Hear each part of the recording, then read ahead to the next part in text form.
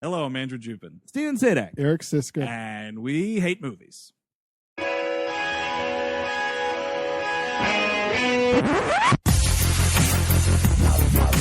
all go a little mad sometimes. You know, it's Halloween. I guess everyone's entitled to one good scare, huh? Sometimes. That is what Zombies have entered the building. They're at the door. They're coming in. It is time to keep your appointment with the Wicker Man. They're coming to get you, Barbara. He's sick for fuck's sake. You've seen one too many movies. Now, Sid, don't you blame the movies. Movies don't create psychos. Movies make psychos more creative. Put the fucking lotion in the bag! What an excellent day for an exorcism. Hello, everyone. Welcome to the second week of our Spooktacular 2014. Hashtag WHM Spooktacular 2014 if you're looking to talk about it on Twitter with your friends.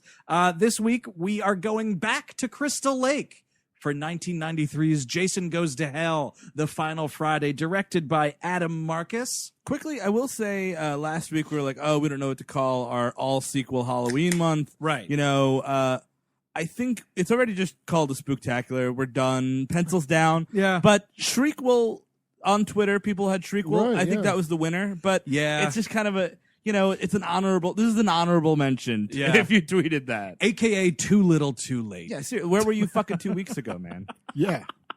Once this shit gets cut, it's over, man. Yeah. So this is our second trip to Crystal Lake. You may have remembered, was it last Spooktacular? Or was it two Spooktaculars ago? You know what? I think it was two ago. It was yeah, too. I can't even recall. To this very day. We just did a rewind of it. Well, a rerun of it this summer. Mm-hmm. So it's fresh in your minds, perhaps. Right. We did Friday the 13th 5, A New Beginning, which is also Roy, the movie. And then that's kind of like a Jason without Jason. Yeah. Coincidentally, Yeah. Jason Goes to Hell, The Final Friday, is also pretty much Jason without Jason. Let's start right there. We like outliers on this show. That's Like, the weird shit, it man. just doesn't fit. I am not a big Friday guy. Wow, that's horrifying. I've only really seen Freddy Don't- vs. don't. Jason, No. this one, and A New Beginning. Holy shit. And the rest kind of bits and pieces. You know, honestly, I was once like you, and I went through every single movie in order, and it's worth it. I know you've seen the worst of the worst, basically. Yeah, you haven't seen the good. You haven't even seen the first one? No, not all the way through. Oh, wow. Speaking of Jason without Jason, Yeah. Yeah, I guess that's true. A franchise that was literally founded on not having its main baddie in it. Which one is it where, I think it's like 5 or something, when there's a guy on a raft and he's trying to get Jason away from his girlfriend. That's and part 6. That's what I quote that all the time, and I've fucking never. pussy! Come on, Jason, you fucking pussy! Yeah, that's part 6, Jason Lives. which I think is a really good one. It's one of the better sequels, yeah, for sure. And I have a feeling this is going to be very franchise talky, but by that I mean the episode, just going back and forth between Friday movies. Although apparently Steve hasn't seen a bunch of them, so, Well, so you it and might me. just be me and Eric talking.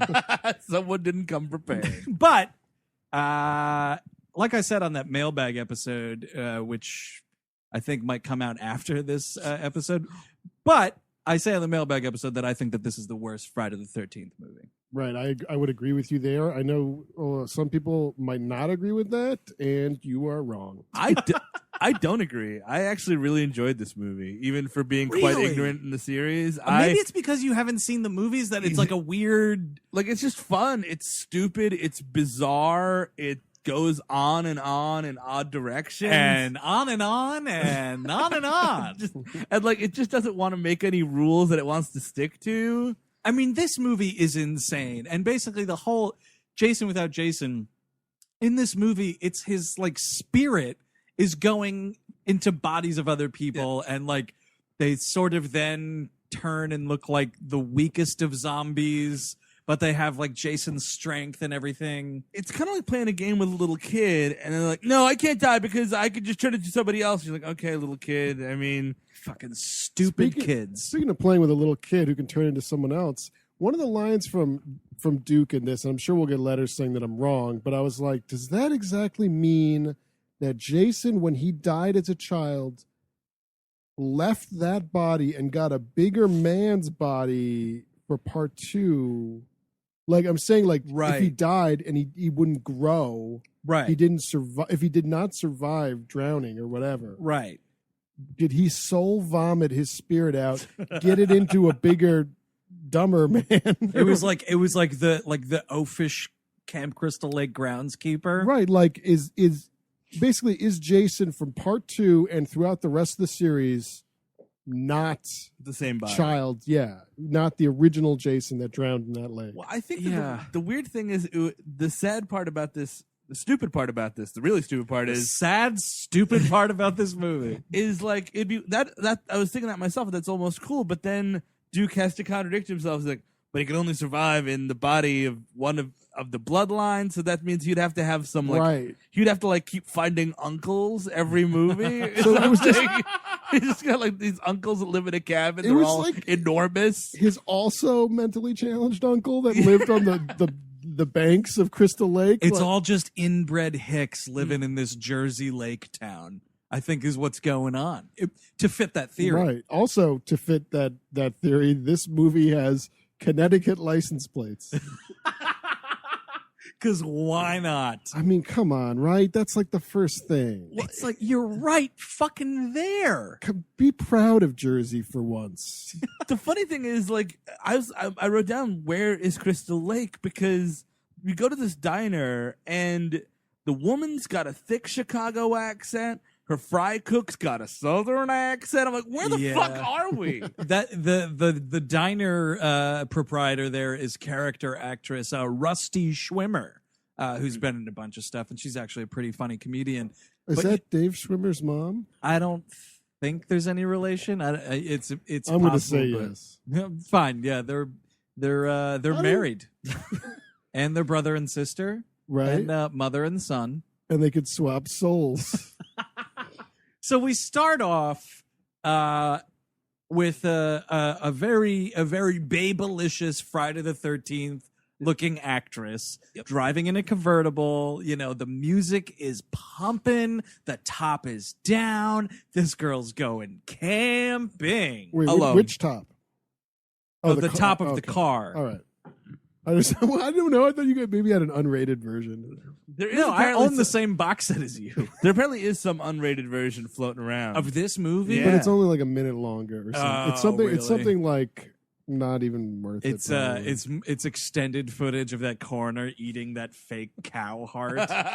No, it's just Jason. There's a bunch of anti-Semitic things that Jason says in this movie. And I was like, what? That's not. There's no place for that. Yeah. I know that this sequel doesn't feel like the rest of these movies, but you definitely can't have that filth in there.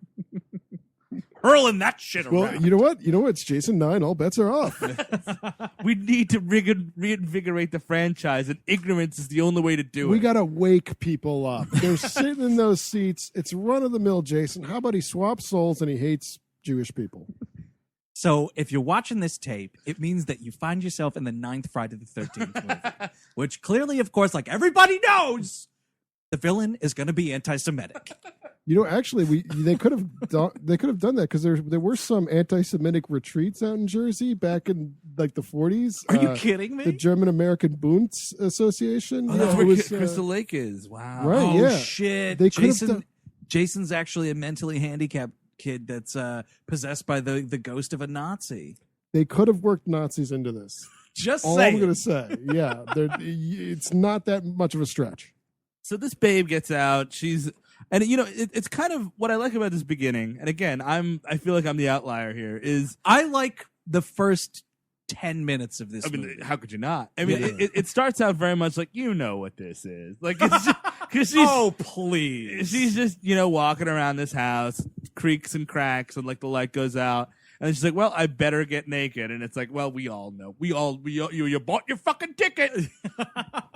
So then, magically in the cabin is Jason. He attacks her. She runs out of the house into the woods like you would. Yeah. And she gets into this clearing. She falls over. And just when Jason's about to strike, all these floodlights come on. But she does like a tuck and roll. Like Yeah, she knows what's going on. She is actual bait. Yeah, she's an undercover FBI agent. And all of these was a FBI sting. commandos, They did a sting on Jason. they drop from trees and blow him away with all these automatic rifles until this guy throws a grenade at him and blows him to pieces. Jason gets these Larry Craig eyes, like, oh fuck, it's just like, it's not what I expected. Every time I've done this, it worked out differently. The one time I get stung. I would have actually instead of him exploding, I would have rather seen Jason Goes to Jail. We should just do like Ernest movies at this point with this franchise. Oh, well, I mean, Jason X is Jason Goes to Space. right. Why not? And most of them are Jason Goes to Camp. Jason Goes to Jason goes to camp again. There's 6 movies of Jason Goes to Camp. One where he goes to Manhattan on a field trip. Yeah. Then he goes back to camp. And then he goes to space. Well, I would say that the Jason Goes to a Halfway House is a new beginning. That's true. Jason tries to get his shit together unsuccessfully. Jason gets a job. Jason meets curfew. That's a movie. That's what he was doing through that whole Roy movie. It was Jason getting his life together. Sorting shit out, man. Yeah. Jason meets Abbott and Costello. Yes. Oh, yes. I would have loved that. And it's literally him at Abbott and Costello's grave. And just nothing happens. He's standing there. He puts a single rose down. He's weeping. That's something we They don't were have. great comedians. Dude, how about that, right? We get like Jason, or what could we do? We could do Seth Rogen and James Franco meet Jason. We could bring back those again. Why not? Yeah. Pair a comedian team. Or Nick Frost and Simon Pegg meet Freddy Krueger. You could do that. Right. I'd watch it. I'd watch that shit in a heartbeat, actually. Jonah Hill and Channing Tatum. Yes. 22 Jump Street summer camp, and they go and they meet Jason. I love it. Why It's not? perfect. That's a movie. Now that's a movie. Now back to this movie. So he's in pieces. Oh yeah, because I mean, they first of all they're just shooting him with a bunch of machine guns. He's getting all like jacked up. There's a couple of shotguns going on, Right. And finally, an airplane flies by and drops a fucking bomb on him. Oh, is that what happened? I thought a dude threw a grenade. Was it that, or maybe there was? I think it is. I think he does throw a grenade, but it seems like an yeah. airstrike against ISIS. The way this guy lights up. Obama sent a drone to Crystal Lake and fucking vaporized him. Wow, that'd be something. Jason meets the president. That's another movie. Jason hops the fence at the White House. Oh, he would fucking decimate the Secret Service. Oh, that's a movie. There's so many Jason movies out there that we have not seen yet. I know, and they can't even make. And the other Camp David, come on, that's oh, easy. it's right fucking there in front of their face. Oh man, you're so right, Steve. And then Obama's got to have that moment where he's like, "I'm not supposed to authorize drones against American citizens in America," Yeah. and he has to like grapple with that Oh, morality wow. for a half a second. Well, no, and But he's also a inhuman monster. that's the thing, right? Yeah. That's the fucking great line at the end of the movie, like right before this is gonna happen. He goes, "Jason Voorhees ain't no American," and fucking turns the key, dude. Yes, Jason Voorhees ain't no American. I like how we have not just a president; it's got to be Obama. Oh yeah, We'll get Jordan Peele or someone to play him. So here's my problem with this opening scene, even though I said it's the only part of the movie I really like. But so this woman knows that she's like FBI bait. She's a trained FBI agent. She's out in the field. She's just doing a job like any other day. Why is she having horror movie things happen to her? Yes. Right? Like she gets in the house, the fucking bulb burns out, and she's like, "Oh, I better go way out to this shed and get another one." And she's like getting spooked by all this shit. Like, if you're doing this FBI raid, like you're out there maybe a few days in advance, casing the place. You're getting the feel for the area. Well, no, they do that but they go to the house and they fuck it up enough so that it's like it seems real, Right. Yeah. So that when she goes there, stuff is messed up, and she has to play the part of actually going. Oh, I see. So another technician came in beforehand. It's like on Homeland, right? Those two dudes go in the house before other people do and bug it. Exactly, because Jason would fucking sniff a rat out, you know. Yeah. You're totally right. He hears that light go out. He's like, "Oh, that sounds sexy." Just. Oh, that sounds exactly what I want to do tonight. Now, I think this might be a good time for me to bring up this theory I have about why anything after part 8 seems like a different movie. And Sure. I feel that way with the rest of the sequels. I feel like the Friday the 13th series was a series that was never meant to leave the 1980s. Oh yeah, for sure. Because from the first shot of this movie, it's it's a 90s looking car. Yeah. The woman has 90s looking hair, 90s looking clothes, and it just something about it just doesn't feel right. Like that first movie is 80, so they still kind of look like they're in the 70s, which is fine. And then as the series progresses, we figure out what the 80s were, and it's the very distinct 80s look. I mean, it's 8 movies of everybody looking the same. Yeah. Then you hit 1993, and it's just completely different. And that is true. And even with the remake, who they should get someone like Ty West to remake this. Yes. So that it's and set it like House of the Devil, make it look like it's from actually the 80s. Absolutely. And that's why one of the most interesting scenes in these later sequels is in that Jason X where he goes onto a holodeck looking thing. Yeah. And the joke is they're made to look like it's the 1980s. Yeah. And you're just spend more time in this thing. This is the movie. Yeah, it's not. He was never meant to see 19. He never. Jason and Clinton don't mix. You know what I mean? Yeah. Yeah, exactly, dude. It's fucking Reagan and Reagan and Bush 1. The tail end, the beginning of Bush 1 is the tail end of Jason Voorhees. That's what it needed to be. I mean, yeah. Why not continue that alternate 1985 you had from A New Beginning? Just keep it going. Well, because that's the other thing. And people have done this on different websites and stuff. You can trace what the years are supposed to be. Yeah. And we talked about this on the New Beginning episode, that idea of it goes from 4 to 5, and Tommy Jarvis goes from looking like little baby Corey Feldman to this awkward, bumbling, teenage-looking dude who's 20. Yeah. Right? So there's all these years that pass. So, and it's still the 80s somehow. Wait, so this movie takes place in 2005 or something? Or beyond, honestly. If you count all those years up, it's really weird because Corey Feldman in that first movie, in part 4, his first film in the franchise, he can't be any more than 10 years old. Right. And then you cut to the next movie and this guy's 20. Yeah. It's a 10-year gap. Maybe it was Atlantis the whole time. Exactly. Oh, it might be Atlanta. That's actually. But yep. That's the thing is was it in chapter 4? They kill Jason. Yeah. For once. Yeah. And then after that, everything else, while there are some decent movies in there, it's kind of who gives a shit, doesn't matter. Oh, yeah, we'll bring him back from the dead just because. And now we accept that as oh, that's cool. That makes Jason. But it's kind of just, bullshit, just like this. And going to space, it's why not? Yeah. Yeah. But the difference is in all of those 80s sequels, there's no explanation. He's just there again. Or he's been chained to the bottom of the lake, so he's just laying in wait and things like that. In this movie, he's a fucking magic monster. There's all this fucking mumbo jumbo magic shit that makes him this higher being. And then even in Jason X, which I've said before is it's fan fiction. It's not part of the story or anything, but in that movie, they're oh, he's got these regenerative properties that we've never seen before. We have to study him. And I'm no, it just is a thing that is. Yeah. He can't be killed. Jason, shut up. Jason Weapon X. Yeah, exactly. But yeah, I agree with you. He just being an unstoppable man/corpse. All I need from it. Well, that's all I want from it. That's the same thing with most of these.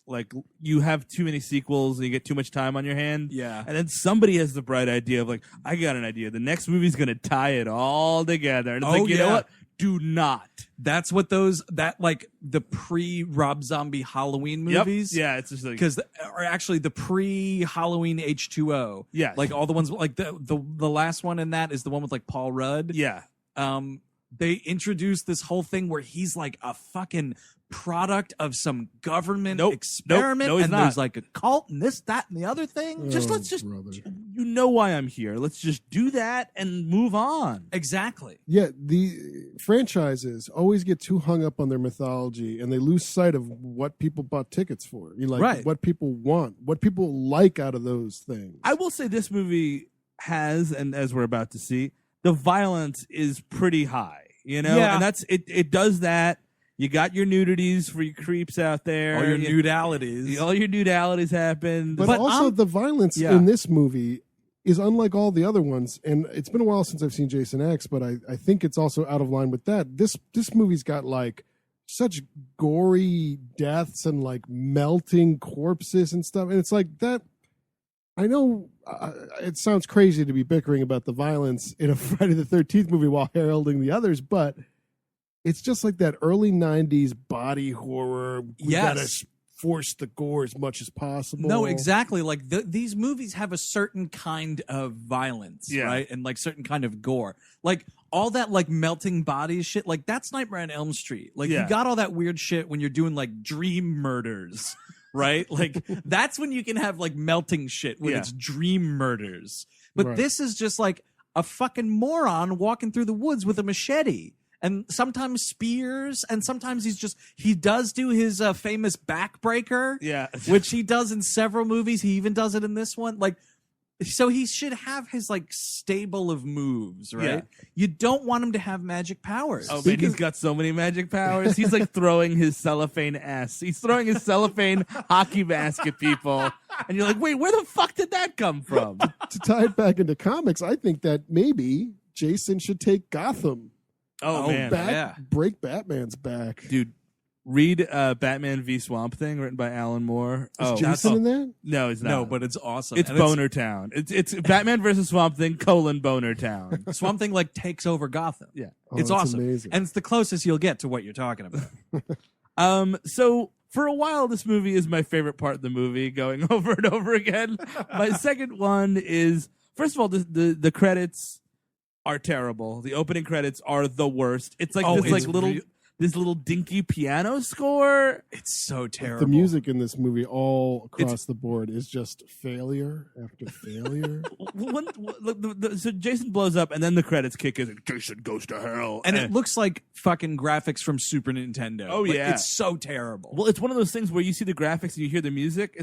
You ever like put a movie on from Netflix and then instantly realize you've made a mistake when the credits happen? You're like, oh shit, this isn't a movie at all. Oh yeah. And you stop. You're like, oh no. I feel bad when I do that too, because I'm like, oh no, that probably gave them a click or some money or something. Yeah, they got a couple cents out of you. Yeah, I don't like that. So we cut to a coroner's office, which again, we're going in different directions in this movie. It's apparently in Ohio? In Ohio. They transported his body from New Jersey to Ohio. A federal institution, man. You can't just have that, some podunk, No, that's true, because those doctors have mucked it up already. Because his body's been in Crystal Lake area morgues before. Yeah. They mucked it up. They've learned a lesson. Send it to Ohio, where they know how to deal with nefarious murderers. Send it to Area 51. Yes. Yeah, that's a great movie. Yep. And you bring like a priest, you bring Indiana Jones, right? You bring like a shaman, and you're just like Han Solo's there as well as Indiana Jones. I realize the continuity error there. Harrison Ford's character from What Lies Beneath is there. But then Jason gets loose and he starts letting out like Tim the Alien, the aliens from Alien, the Predator from the Predator. And it's just fucking madness. And now the Predator, aliens, Tim the Alien, and Jason have to fight Han Solo, Indiana Jones, the government, and the government, of course, and a couple of Blade Runners. There's at least 2 to 6 Blade Runners in there. And a couple of replicants. They give Jason the replicant test. Oh yeah, he like, fucking failed. Why wouldn't I help the turtle? I mean, I'd like to kill teenagers, but why wouldn't I help the turtle? That turtle's just a turtle. He's not having premarital sex. He's not helping anyone not swim. Never saw a turtle smoke a doobie. You know what turtles don't like? Rock and roll music. This voice of Jason is turning into fucking Pat Hingle really quickly. It's going to hell. This whole episode is going to hell. So this guy is, he's like, he's. It's great they're doing an autopsy on pieces because there's nothing left. It's like a head, a couple of arms. It's like fucking Kano just uppercutted him. It's like there's nothing here. A few select rib pieces here and there, and he's of course just burnt. Like everything's burnt. I was sitting here like. The fucking smell in that room has to be. I was thinking about actually another autopsy scene in Silence of the Lambs, like when they go and like she like has everybody get out of the room, it's like, let us help her now. Let us help her. Y'all go on, get out of here. We're gonna help her now. Thank you. We're gonna help her. And then like the dude is like, you better put that shit under your nose. And it just smells horrendous when they open that bag. That's what it has to smell like in that room. Scott Glenn apologizes to her in the car back. Like, I'm sorry I sent you back there. It's just, if Jason saw you, it's just, I kind of have to play it up for Jason. You know how he is. I'm just playing it for him. Jason's in this town. They don't look kindly on young women in places of authority. Yeah, well, Jason looks up to you. Jason acts the way you want him to act. That's an awesome movie. Yeah. Hannibal Lecter and Jason both being hunted by Clarice Starling. Sign me up. Yeah. So they're cutting apart these chunks. He's looking at it and the heart starts beating and he's like, wait, say what? And he looks at it and it's great, like, because I know what the movie wants you to think. He gets hypnotized by the heart and then he bites it and he turns into Jason. But I also just feel like he's like, speaking of no one's looking. You know what I mean? Like, here I am. I'm a guy. This heart's 2 times the size. It's beating. Like, I don't know. Maybe this makes me magic. Maybe I'm kind of hungry. I kind of buy into your idea that there's no hypnotism here. Yeah. I think it's really more like, could I become a god? Like, is this my moment? Like, right. I need to follow this road and see where it goes. I have to eat this heart. And people do that all the time. Like if you're next to a great man who dies, some people would eat on the brains to gain some power of some type or their life force. But unfortunately for him, this starts a chain of events where he starts lion roaring, which is the funniest fucking thing. Oh my God, this lion roar is outrageous. Now, why? And then all these batteries not included lights start coming out everywhere. God. What is with the little fairies? It's like a bunch of Tinkerbells are floating into his body. Like, and this is where you realize, right? Yeah. Because until this moment, you're like, what is going to happen in this movie? Like, my goodness, Jason's in pieces. What could possibly happen? And then you're watching him eat this beating heart. You're watching him roar like a lion, and you're watching a bunch of Tinkerbells fly into his chest. And that's when it hits you. Oh, wait, this one has magic in it. And I open the door, I step outside, I close the door, and I just walk down a hallway in my brain because who could possibly give a shit about a magic Jason Voorhees movie? Now, I was thinking maybe he's roaring all the time in this movie because Jason, like, couldn't operate his mouth for some reason in the other movies, and now he's like, it's like a new thing for him. I got a new jaw. I got to use it. But sorry. Oh, but also, like, where could this movie go from now? How about to hell? How about we have Jason going to the River Styx, has to tip the riverboat man, has to see Cerberus, the double-headed dog, or maybe it's like What Dreams May Come. With Jason walking around a painting. I want to see him in that netherscape. I agree. I mean, it's a promise. When you say Ernest goes to camp, that motherfucker better be at camp really fucking quick. That fucking idiot, okay, is saving Christmas within the first 10 minutes of that movie. Yeah. He's at camp in the first 10 minutes of camp. He's in jail the first 10 minutes of jail. And if your franchise does this bait and switch, don't do it twice, because he's barely in Manhattan and Jason takes Manhattan. Exactly. Yep. And, it's like Mr. Smith not going to Washington. Like, you know what? Oh, no, I'm just a little busy here now. I'll get there in the last 10 minutes. No, it's Mrs. Smith, and she's an assassin, and so am I. I can't believe we're both deadly assassins. What are the odds? I guess I won't be going to Washington in this movie. Till death do us part, right, honey? Gonna stay home and fight the shit out of my wife. So he eats this heart, and then he's Jason. He's just Jason, but he's, the one thing is one of these characters should find a fucking hockey mask at some point and put it on. Yep. Yes. You know what, you're upping, because that's what Jason would do. Why would anything? You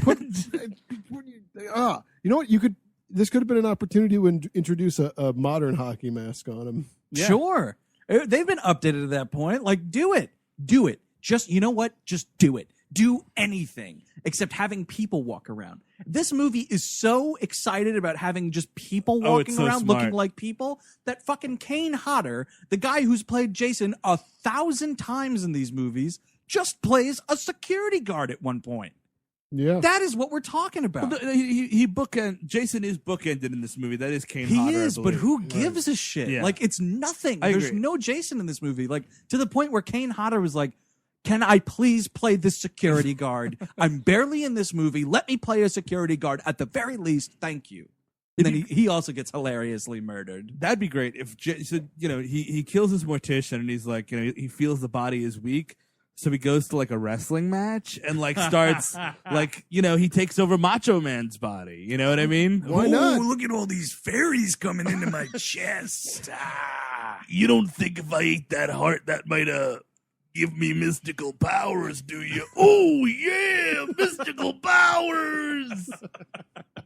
Holy fuck, is that a better movie? Oh yeah, now I'm literally invincible. Ooh.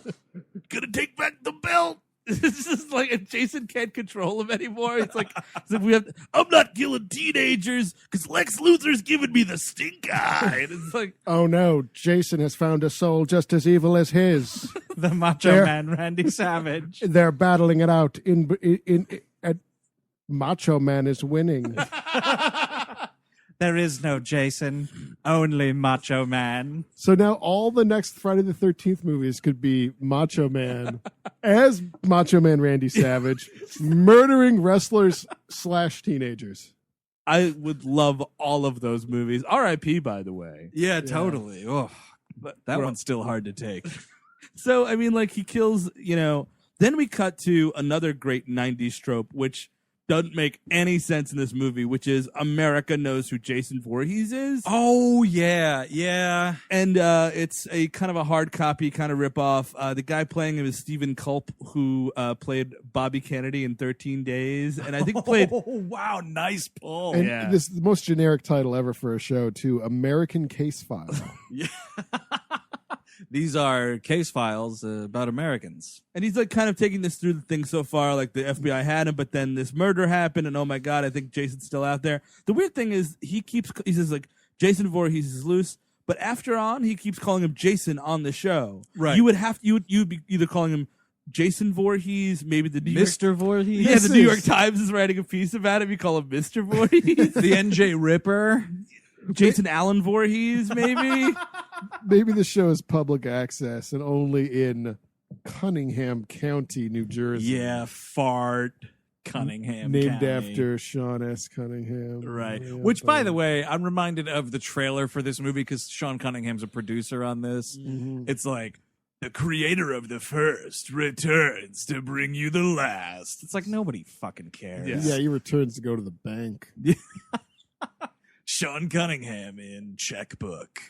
What was I going to say? The thing about Jason's popularity and everything. Yeah. There is an instance it's the beginning of, the fifth one where it's the grave robbers and they're like, let us get a look at the main man or whatever. And while, yes, that is a dream sequence, you can also pass it off as like, those are Crystal Lake townies. So it's like, of course, everybody in the surrounding Crystal Lake area knows who Jason is. Yeah. But this guy's on a nationally televised, like hard copy-esque program. Everyone will be like, oh my God, magic exists because this guy that they keep telling me is dead is now back alive, killing fucking teenagers again the 9th time. Yeah. Well, I mean, I guess America might know who Jason is because, realistically, this is like a huge, successful mass murderer at this point. I guess that's true. Like eventually it grows beyond urban legend. And But the it's thing like, is, like, why even put that in a movie? But by the fourth, yeah, but I agree. By the fourth time you can't put Ted Bundy down, I am moving out of America. You know what I mean? Like, that's it. Until you figure that shit out. But I love the idea that like America knows about this and it's America's problem. But the fact of the matter is, like, just make. Here's the thing, and we talked about this last week on Bud the Chud. Actually, just make this an invisible town. Yep. Like, just say, listen, everybody, we're shutting down Crystal Lake. Yep. You have to move out. The federal government can get involved and say, okay, we'll buy you out of your property. Just move somewhere else. We're going to put a big fucking fence around Crystal Lake, and we're going to electrify it, and nobody can go there anymore. And you know what? That's all that Jason wants. At the end of the day, he just wants to be left alone. Just stay away from the fucking lake. It is just Jason killing like the 5 libertarians that are left. Like, government can't move me out of my town. That's the last movie, right? It's called Friday the 13th, 10, The Last Libertarian. Goddamn government cares more about Jason Voorhees' personal freedoms and liberties. What about mine? What about me and mine?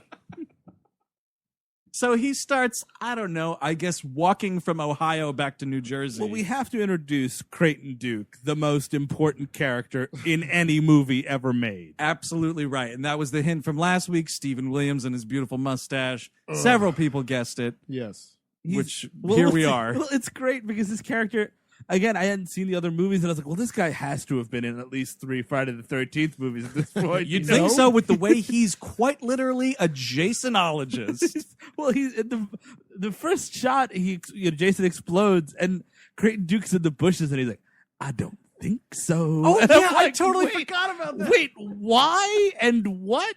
Well, you see, because wait a second. No, it doesn't make sense because Jason's never blown up before. Yeah. Yeah, there's no way he would know. I mean, There's no way he would know anything he knows. Here's the thing, folks. Not only can he like jump bodies and whatever else, there's also this whole mythology that for 8 other movies we've been completely blind to. Until this movie where Creighton Duke lays it on us, there's some rules about Jason Voorhees, which are don't feed him after midnight. Right. Do not get him wet. He really doesn't like getting wet. Sunlight and garlic might also be a thing. If he gets wet, he might get wild. No, but it's like, he was born through a Voorhees, so only by the hand of a Voorhees may he die. And you're like, oh, it's going to be that stupid. Oh, wait. Oh, it's a bloodline thing? Oh, what? There's these relatives to Jason Voorhees that were never discussed in any other iteration of this franchise? Exactly. Like, for as long as we've known. How did Tommy Jarvis not know about that? Exactly. It's been a mother and her son, and that's all it's been. And then all of a sudden, magically in this movie, he's got this sister. And then this is one of the biggest problems with this movie, and we discussed the same problem on Friday the 13th 5.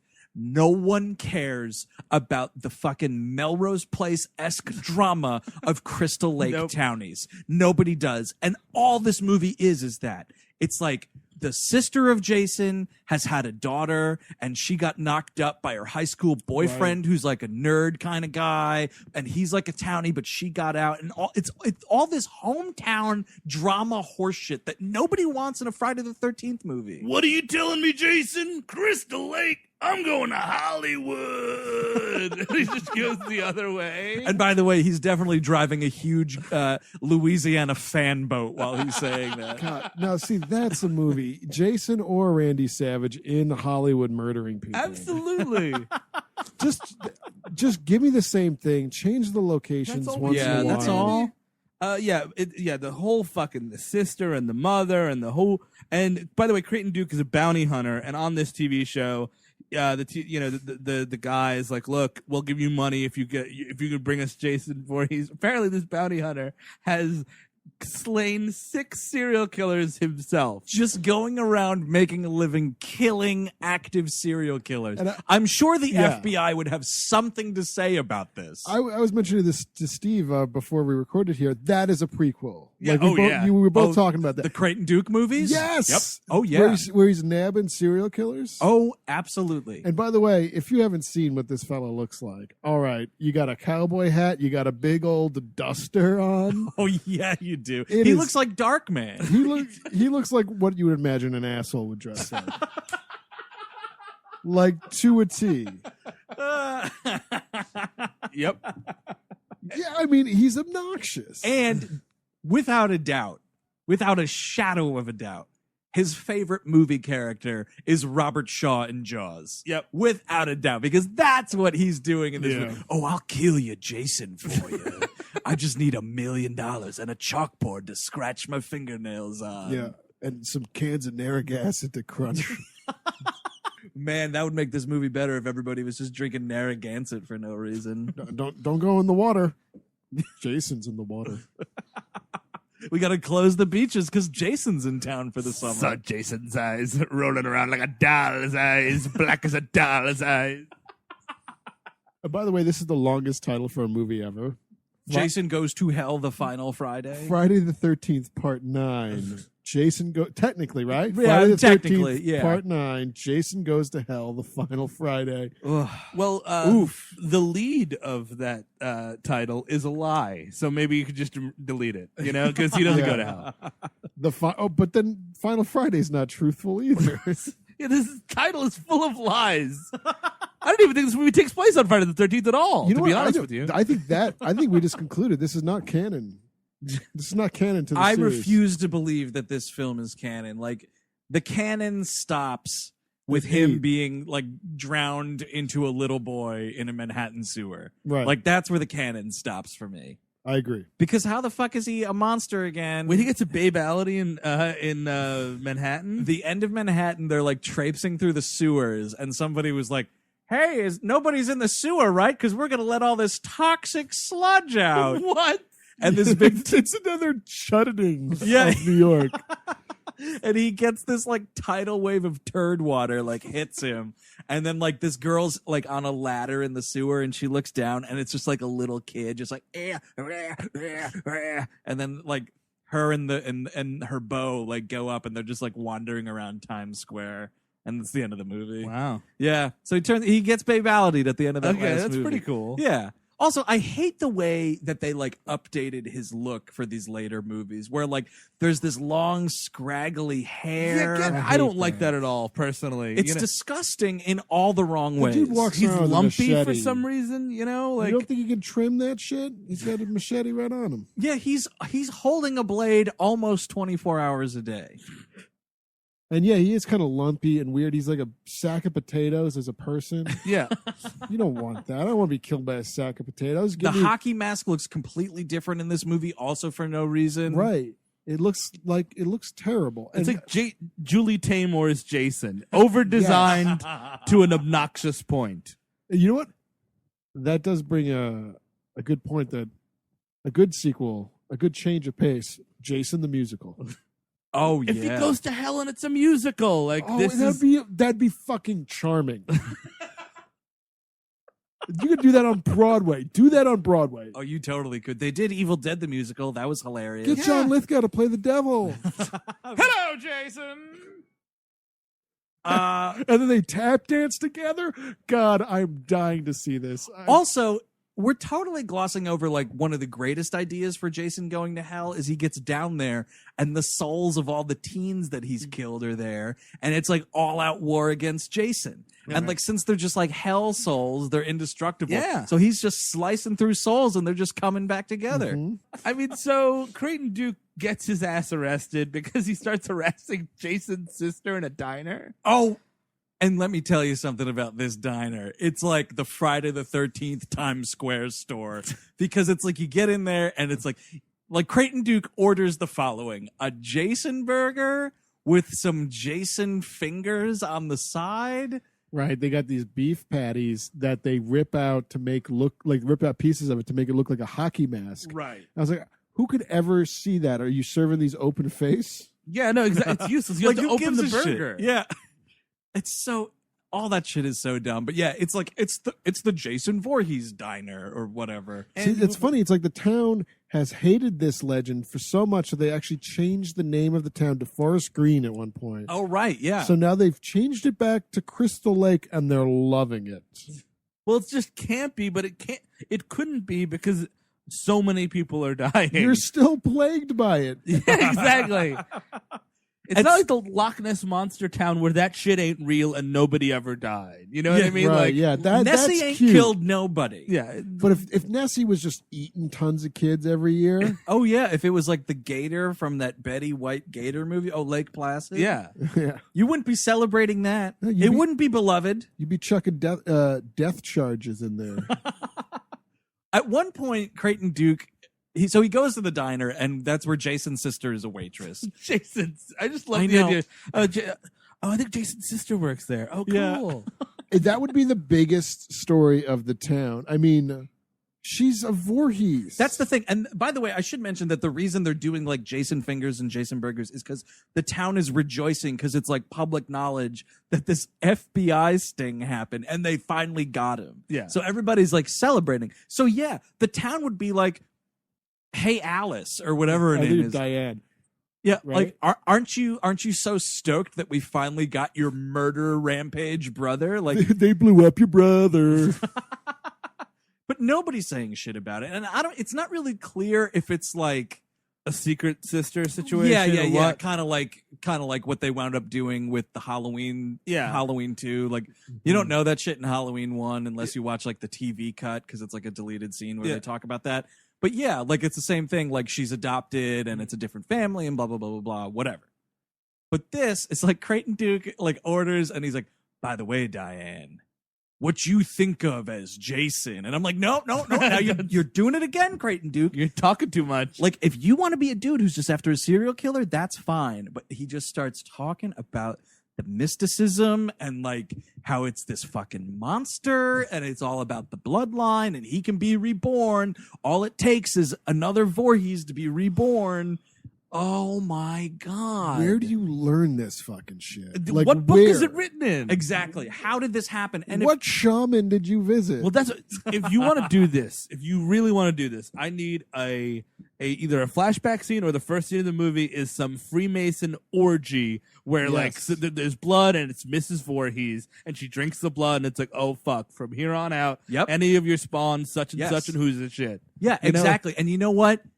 That would suck. That would really suck. First of all, it would suck, but it helps the rest of the suckage go down a little smoother. It's like, you know what? This bad beer is disgusting, but at least it's ice cold bad beer, so it goes down. and Duke is such I've been there, by the way. Mr. Exposition. Just make it further. Oh, I spent some time undercover in the occult, and Yeah, and I learned that a man could be brought back. You know, like yeah, anything. Just fucking write something. Literally anything. But as it stands, this movie is a fucking can of Schaefer that you left in a hot car. last summer when I was working the Dracula case, I came across his Voorhees files and I found out.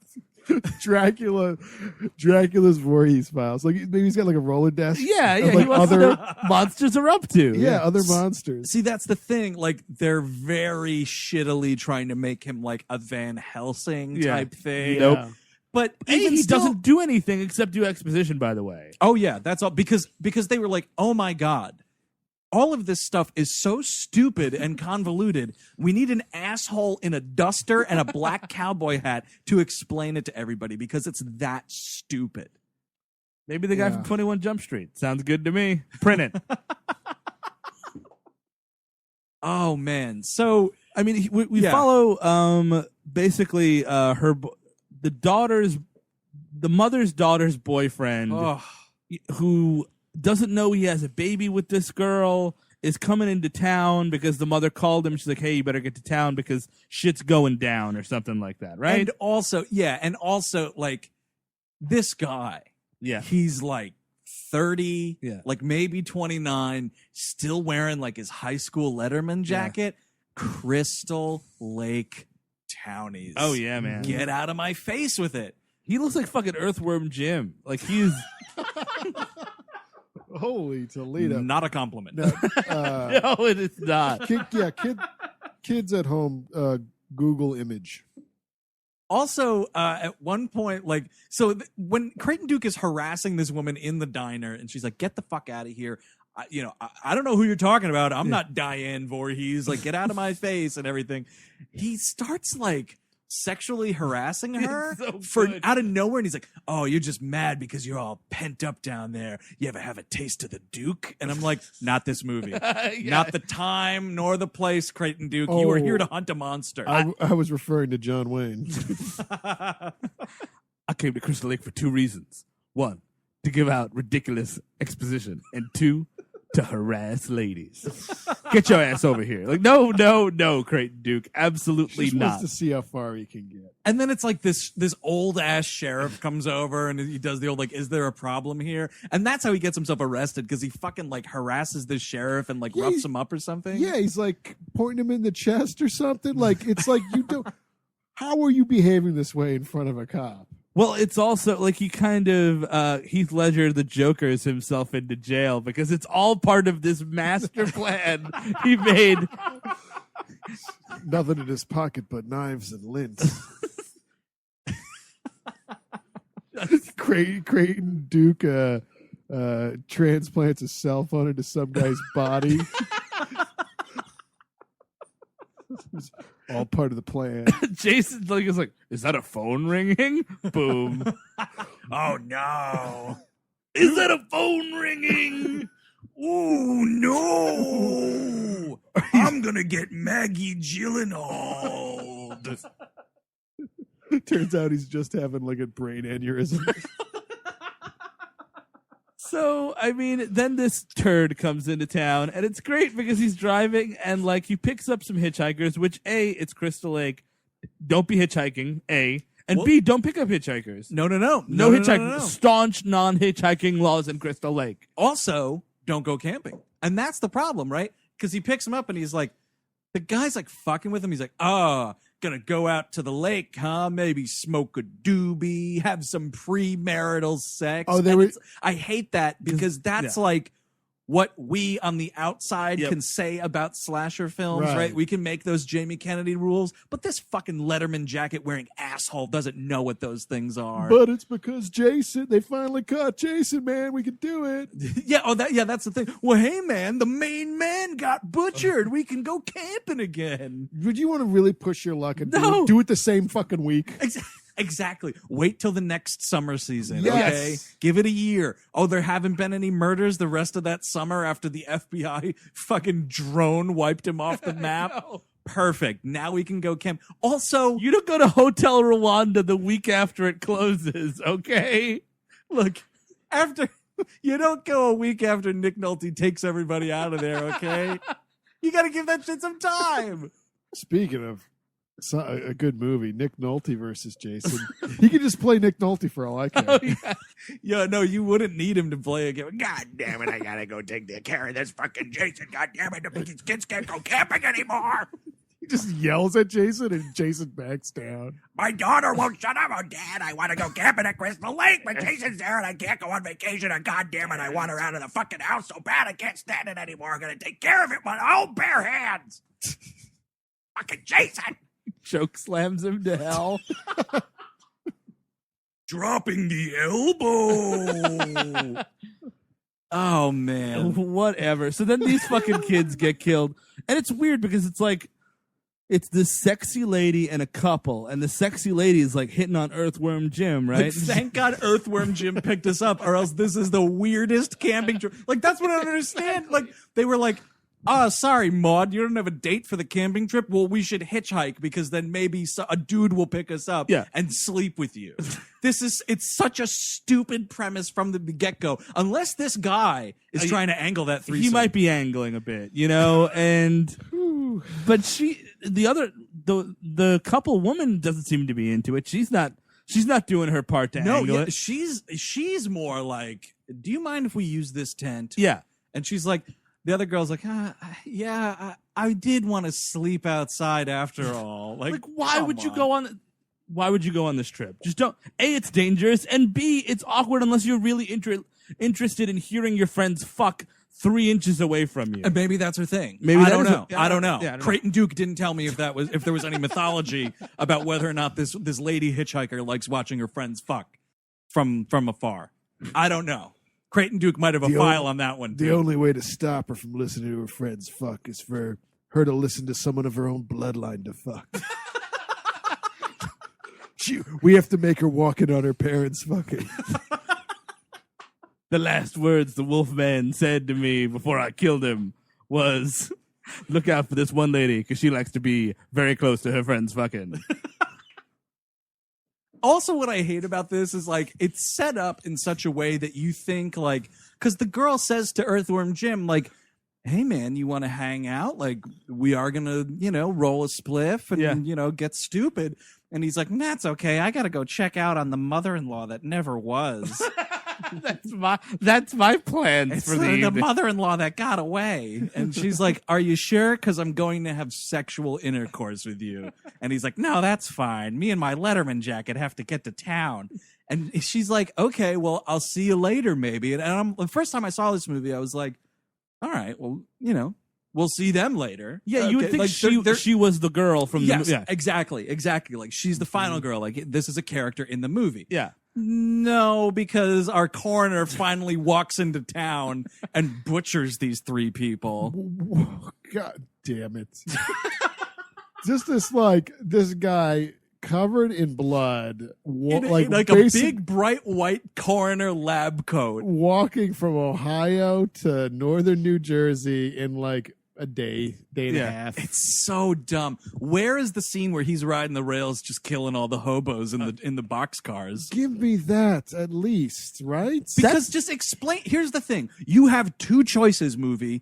Either you explain to me how he got from Ohio back to New Jersey so fast, or you don't take him to Ohio in the first place. No, yeah, exactly. All you have to do is change that goddamn title card and you're good. Yeah, go to Pennsylvania. Who knows? Whatever, West man. New Jersey, West Right. Yeah. Orange. We're taking him to the shore. Exactly. That way, if anything goes wrong, we Holy- can shoot him out to sea. Jason Holy- on the high seas.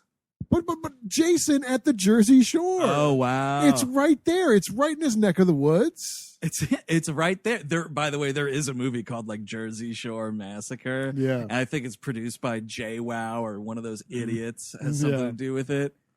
It's one of those like horror movies that's this close to pornography. Yeah, sure. It's kind of, I'm guessing, not really a movie, right? Yeah, no, it's it's a fake movie. You'll find that on Netflix. Like, oh, fuck, I got fucked. And you pause it.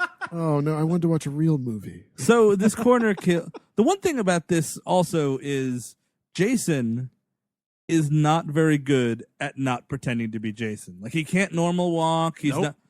He doesn't talk until the end, which is really a big problem for me. Also, like he for the whole movie, he's not talking because Jason doesn't talk. So Right. he's just like. Everyone does a pretty good Jason face when they're playing Jason. It's just like being mad and mean, like aggressive for no reason. Yeah, that's me going to work every day. It's like you look like you're seconds away from boiling over. Speaking of, can we talk about the weirdest scene in this movie? Sure. So he's tired of being this mortician. Oh God, yeah. So he gets one of the deputies. It's like a couple of deputies, obviously, because it's Crystal Lake. And he clubs him over the head, and you're like, oh man, here comes another kill. The guy wakes up in a room full of candles, naked, Oh, God, yeah. leather strapped to, like, I don't even know what, a fucking gynecologist chair. Like, this guy is ready for some weird shit. He may as well be in a set of stirrups. Yeah, exactly. And, like, you're like, what the fuck is Jason up to this time? It is such a what the fuck. I'm watching the movie the other night, and my wife comes home, and she's like, "You guys are doing a torture porn movie?" And I was like, No. This is a Friday the 13th movie. Don't be fooled. That's how bad this is. But yeah, this dude, and yeah. what's even, you don't think it could get any weirder than that until you realize he starts shaving this guy.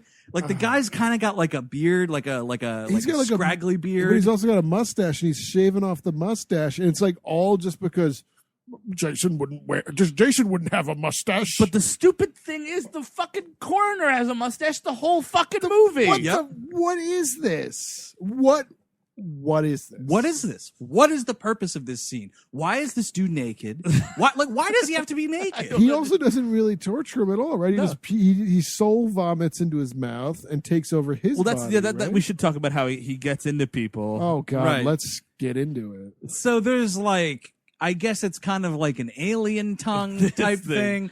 Just comes out of his mouth and goes into the next mouth. And then it is what it is. Now he's mad and running around. Yeah. Exactly. And somehow he gets his clothes back on. Like, this is the only time in this movie where someone needs to be strapped down, stripped naked, shaved, and is then possessed by Jason. Everybody else, it's just a quick, come as you are. Yep. Yeah. Oh, now you're Jason. And he's just bopping around. It happens so fast, it's like fucking Fallen. Like that scene in Fallen when Denzel Washington's chasing him down the sidewalk and he keeps bumping into people. Like, that's how fast it goes most of the time. Except this one time where he may suck this dude's dick. I don't know. Yeah, and of all people to get naked on a table, a 60-year-old man. Yep. A punched 60-year-old man. Just terrified because he's even, and this actor plays it right. He's like, what's going on here? It's not even like he's scared for his life. He's just like, this is getting weird. Just fucking do it already, man. This shit doesn't go down in Crystal Lake. Yeah, whatever you're gonna do to me, make sure I'm dead first. Oh, God. Seriously, it's so insane that this guy's naked. And it happens it's over, and he's the guy. Wait, quick.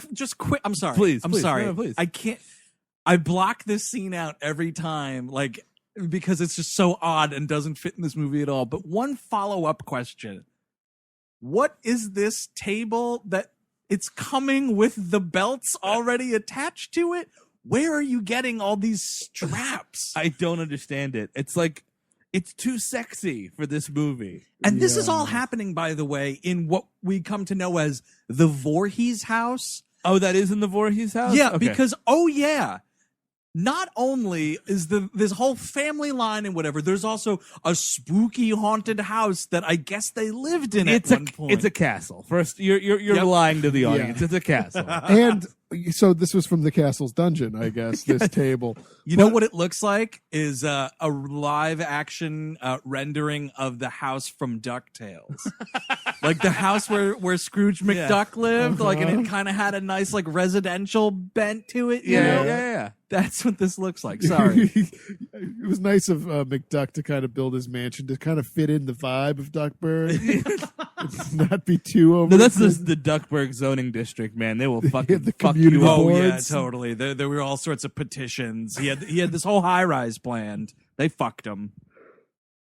Oh my God. I'm sorry. So what were you saying? I interrupted you to talk about DuckTales. I don't think I remember. Well, if it comes back to you, feel free to interrupt me. That should be our tagline. I'm sorry I interrupted you to talk about DuckTales. Also, I think it's in the same scene with it's right before he straps the dude down, the coroner comes at this guy, and then the dude looks in the mirror, and the reflection is Jason. Oh, that's a stupid thing. Oh, why didn't they burn the goddamn house down by now? Yeah. Why is it still standing at all? It wouldn't be left there. Looters, the government. They fucking TP'd Ray Finkel's house in Ace Ventura. That guy only just kicked a field goal wrong. This house is in pretty good shape for being, I guess, derelict for the last 20-something years, I guess, if we look at the years on this. And being inhabited by two mass murderers. Yeah. I'm just saying, that house shouldn't be there. It shouldn't be standing. No. It shouldn't be. So, Earthworm Jim finally gets to the mother-in-law's house. Well, actually, no. Jason gets there first as this deputy. And again, he doesn't do a sly thing where he's like, oh, hey, Teresa. Or, even just kind of quiet. Maybe he can't talk, but he's got a nice smile on his face. No, he's just got a I'm going to fucking kill you face. He just comes right at her. Yeah. And attacks her and kills her. Yeah, Earthworm Jim gets there at the end and can't stop it. It's great because she shoots this guy right in the fucking head, and it's amazing. It's really good. This dude drops. She dies, and then like the dude after getting shot like goes flying out this window. Yeah. And so then like the rest of the police show up, or some cop shows up or something, and here's Earthworm Jim standing over his dead mother-in-law that got away, you know, and so then this dude is arrested for murder because of course Jason got up, even though he got shot in the head and thrown out a window. Like he gets up and runs away. And he's like buddies with the deputy. And this is when he meets Creighton Duke. And Creighton Duke sits everybody on his lap and starts talking about a whole bunch of garbage. Like the dude's putting him in the cell. He's like, by the way, don't bring up Jason. He's been talking about Jason for like 5 hours. He's got a lot of stuff that you don't want to know about. It's like, we really, like, you know, we're from Crystal Lake. We know how Jason operates. Yeah. This guy, he's got all these stories about this like magic mumbo jumbo and curses and bloodlines. He doesn't know Jason. You know what it's like? You know what Creighton Duke is like? All those memes you see flying around Facebook where it's like, you know how Uncle Owen and Emperor really died? You know what happened really at the end of The Little Mermaid? No, because that wasn't in the fucking movie. You know why? Yeah.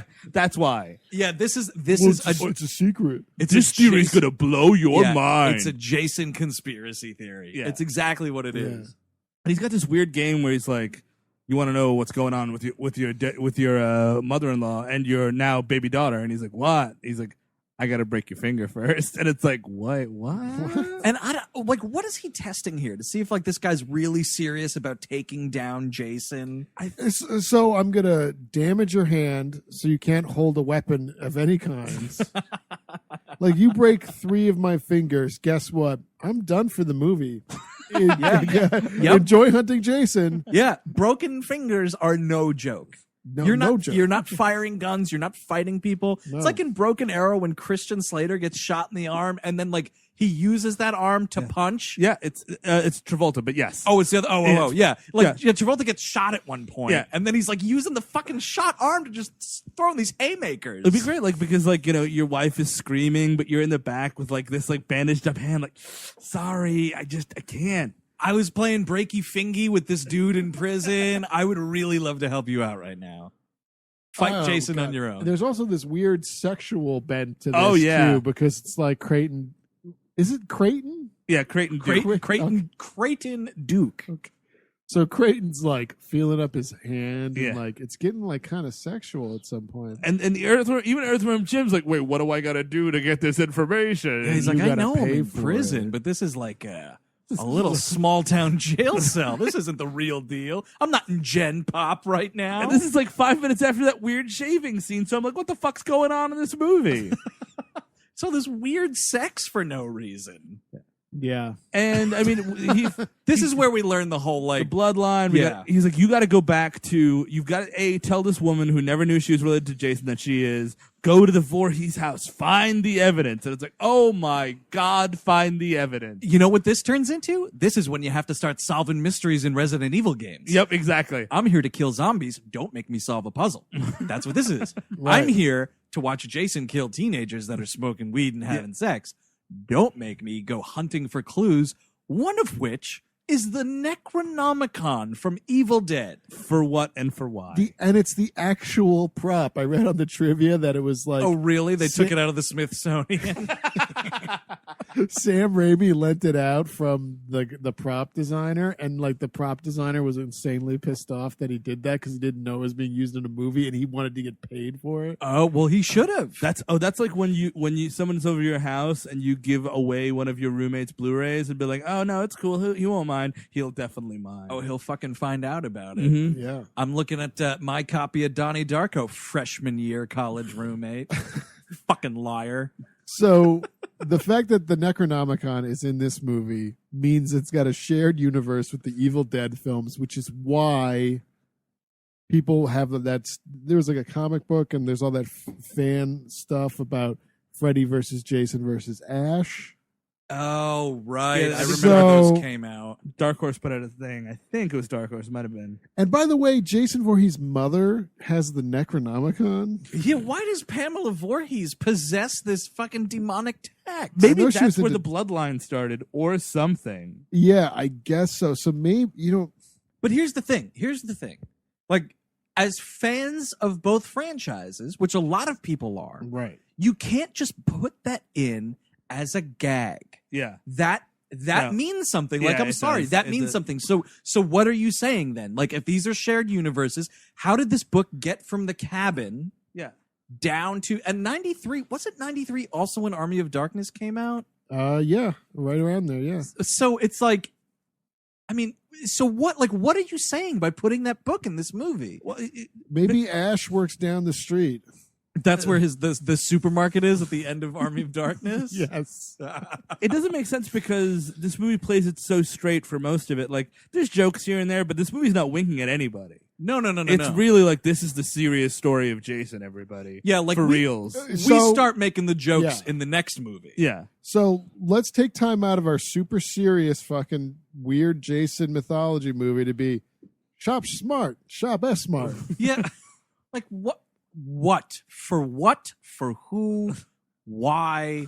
It's nothing. The answer is nothing, nobody, and no reason. So what happens is, by the way, the daughter who comes back into town and like is like, oh my God, my mother's dead. That sucks. Who's dating the hard copy reporter? That's a big thing. Also, she's the same age as her mother, in case you were wondering. Yeah. This actress, they're both 31 years old. I couldn't believe that what they were trying to pull over on me. It's insane. They're the same It's fucking age. Fucking crazy. So she comes back, and the hard copy reporter bursts into Voorhees' house, and like, this is where Earthworm Jim is there, so he hides in the closet. Right. And he's like, he calls his producer, and he's like, hey man, guess what I just did? And he's like, I stole that bitch's body from the morgue, and I put it in the basement. And like, presumably, his producer hangs up and calls the police immediately. Yeah, because I know Hard Copy was kind of a sleazy show, but American Case File is really sleazy, apparently. For what? And the guy's like, what? He's like, it'll think of the ratings. And it's like, what ratings? What ratings? If you're supposed to be Hard Copy, you air on Fox at 7 o'clock on a Saturday. Nobody's watching. You're not stealing corpses. It's so insane. And you know, he's like, haha, and then I fucked that bitch too. So like, oh man, he's not a good guy. And Earthworm Jim's like, oh man, you know. And all of a sudden, the deputy breaks in and takes over this guy. Right. And speaking of no one's looking, a scene that doesn't make any sense is after we didn't see what happened to the coroner after he took over. Why? If you're having this happen with this guy, yeah. Why are we seeing it every time? Why did the coroner have the mustache and this guy can't? Why does what happens to this guy happen, but it didn't happen to the coroner? Dude, it is the most weird, horrific. Like it's great. Well, it's weird because this guy's got no brains in his head because he got blown out. So immediately he should be dead. They're like straight dead. Like Right. after Jason So leaves, drop nothing, bag of bones. But no, he's still alive and in incredible pain.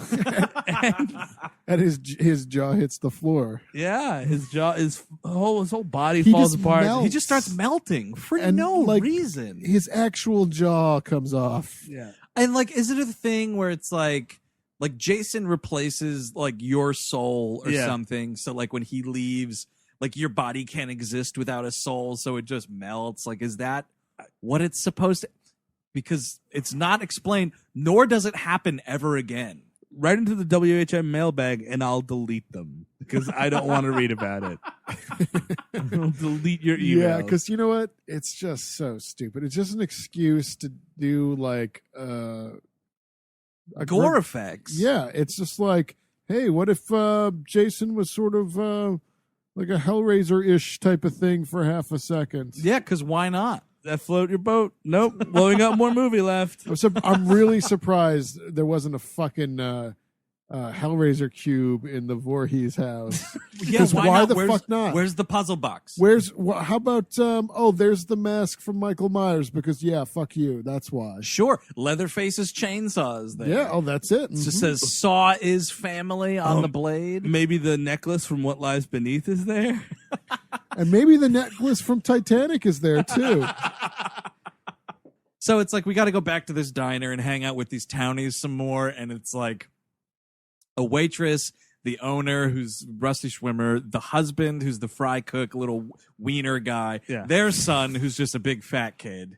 So we start playing Where's the Baby? And, you know, the baby was hidden at some point, and Earthworm Jim's like, I don't know, I left it with that lady. And she's like, I don't know where I put it. Yeah, Like, 'cause you have not giving a fuck about this baby at all. Don't fucking shove the baby in as a big thing in the last 20 minutes. Well, Yeah. What we learned, and also I think that there's a little bit of a bullshit because like Creighton Duke only says, and tell me if I got this wrong.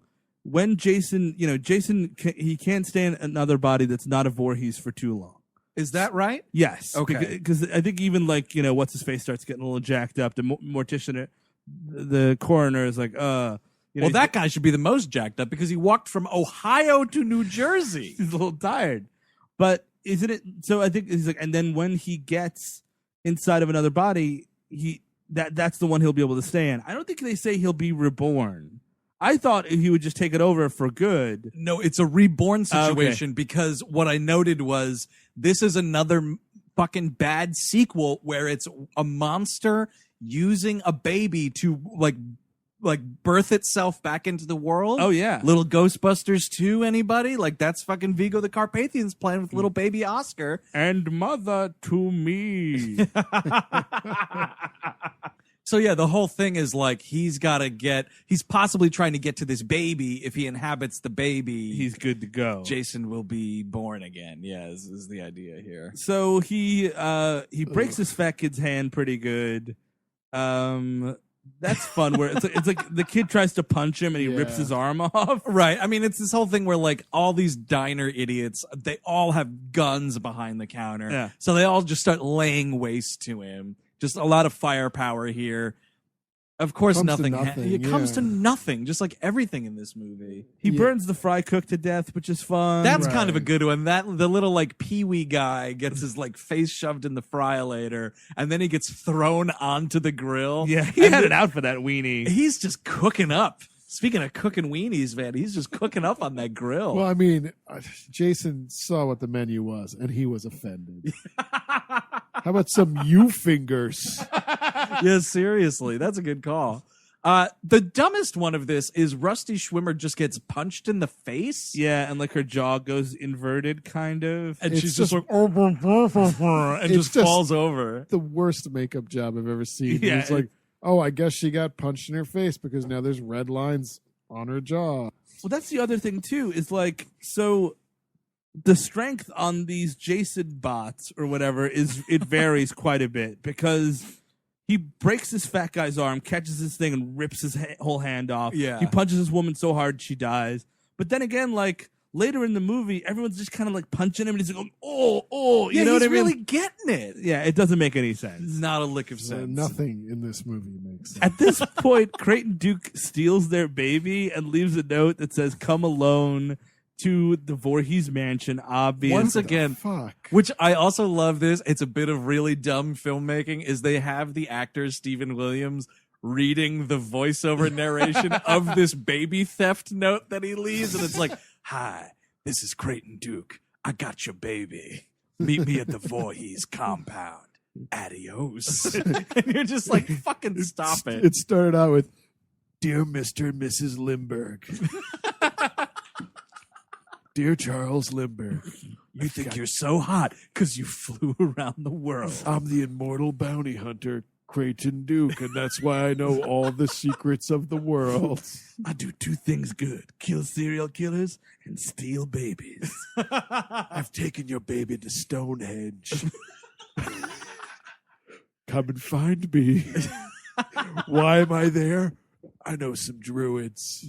You'll see." Yeah, it's a big you'll see. So we're back at the Voorhees house for the fucking final sequence of this movie. She goes alone because he says come alone, which doesn't even really make any sense. Like, why wouldn't you bring as many people as you can? Bring them all. You know what I mean? Exactly. Why is Creighton Duke trying to like lessen the numbers here? You know why? I think it's because he wants the credit. Oh yeah, he does. Well, he doesn't want fucking Earthworm Jim taking credit for killing Jason Voorhees once and for all. That'd be a damn shame. Yeah, see, Creighton Duke's downfall is his hubris. I work my whole life hunting Jason Voorhees. Then I get to the Voorhees mansion and Pee-wee over here takes him out. No thank you, says Creighton Duke. So Earthworm Jim finds Jason's machete and grabs, and he's like, "It's your standard movie. Now I'm 2.5 minutes behind you thing." Yeah, and then Jason got shot enough that he had to take a little power nap before the rest of the movie. He's like, I ate a lot. I'm just gonna, I'm gonna go out tonight. I'm gonna take a quick 30-minute nap, wake up, have a beer, and we're gonna be fucking ready to go. Take a shower, get myself all ready to hit the streets again. I know I'm gonna be up till 3 tonight. And I'm just getting older. He wants to go in front. Yeah, it's the fucking 8th time I'm doing this. Does Jason use the bathroom? That's a great question. Right? Yeah, I don't know. No, because he's got that jumpsuit on a lot of times. It'd be hard to take it off. He's just like letting it go. Oh man. Well, because he's got to smell enough as it is. Like, what the fuck does he care? Yeah, who cares? Just take a shit in your pants. I don't know, man. Even if I'm dead, I'm gonna care a little bit. Well, in that remake or like the reboot or whatever, Right. where they like, but he's in that timeline, he would still be a human, right? I guess so, yeah. But they stupidly try to explain like how he gets around the forest so fast, and it's because he's dug a bunch of tunnels that he can just run through. It's really stupid. I was drunk during that movie, and I forgot about that for years. Oh, and man. that We sucks. actually, this is a story. I think all of us we went to that weird firefighter bar or whatever. Yes, and we got We hammered. got hammered, and this is actually it's a good Friday the 13th story. I can tell this. So we went to this bar, and it was like $2 PBRs or something like that, and we were all so excited. We're going to see the new Friday the 13th movie, and I was like, "Oh no, I'm clearly not drunk enough for this. Let me see if I could bring some beers into the theater." And I went up to the bartender, and I was like, "Can you sell me like 4 PBRs that I'm going to put in this book bag?" And the girl was like, "That's against the law. I have to open them. I can't just sell you unopened beers." I was like, No, it's okay. I'm going to the movies with it. And she was like, "My boss is here. Like, I could get in trouble." And I was like, "No, come on." And she did it. And she sold me these like 4 PBRs, and I put them in a book bag. And we went to the movie, and we were sitting like the front row because we were so drunk. We got there like 2 minutes before it started or something. Yeah. So we had terrible seats. I'd go through all the beers, and I'm like, "Oh no, I got to go to the bathroom." And I went up and I went to the bathroom. And when I came back, I was so drunk, I forgot where we were sitting. And I just stood looking around the theater, and I couldn't see anybody. And it's a Friday the 13th movie, so it's like dark the whole time. So I was like, there's not going to be a scene where there's like daytime and you can see in the theater. And I just looked, and like close to me, there was an empty seat. And I go up to it, and I lean over to the girl next to it, and I go, "Is anyone sitting here?" And she was like, "No." And this is like an hour into this movie. And I was like, "Okay." And I sat down and instantly fell asleep. And I woke up and the credits were on. And I was like, "Oh, I'd slept through that whole fucking movie." And then you guys were like, "We thought you left because it was so bad." I was like, No. I was drunkenly passed out in another chair. That's what happens when you go see these kinds of movies. Nothing there. Nothing left. there. It's fine. Yeah. But my point of bringing up that remake was they show you the tunnels. He didn't dig no toilet trench. No. I think he's just going in his fucking pantaloons, man. Well, I would say if I had a series of tunnels and there were certain tunnels that were wider than others, maybe you just go on the wall in one tunnel that you're like, I'm running through these fast anyway. You're like, "Oh man, I hope they don't go to the west. Oh fuck, they went to the west. Oh, hold the rest. Hate the west side of the woods. And I mean, it's stupid. So she, Creighton Duke tells her all about the fucking thing. You have to use this blade. He gives her a dagger that when she touches turns into Excalibur. Right. This shit it's complete with like orange like light effects like that animate through the thing as it extends into this fucking medieval blade. Creighton Duke got this from the set of The Golden Child. Or maybe, I was gonna say Crawl. That too. He's speaking of Crawl, I bet he has tangled with a Cyclops. He's got them all, man. The Cyclops, he wrangled in the Loch Ness Monster. Giant spider. Oh. Everything. Absolutely. Yeah, this fucking magic blade. Give me a break. And there's also this movie takes a whodunit turn for no reason. Like Jason done it. Oh, the whole like which deputy is it? Yeah, I'm the good guy. No, I'm the good guy. Because they both start talking. You're right. And this is where it is. It breaks all the rules that I've had about this fake bullshit you gave me. because he's like, "Hey, Lori," or whatever. Like, it's fine. The other guy's, "No, I'm not Jason. No, I'm not." And it's like, this is stupid. How can Jason articulate to such a degree? I mean, even if it's his soul is mentally challenged.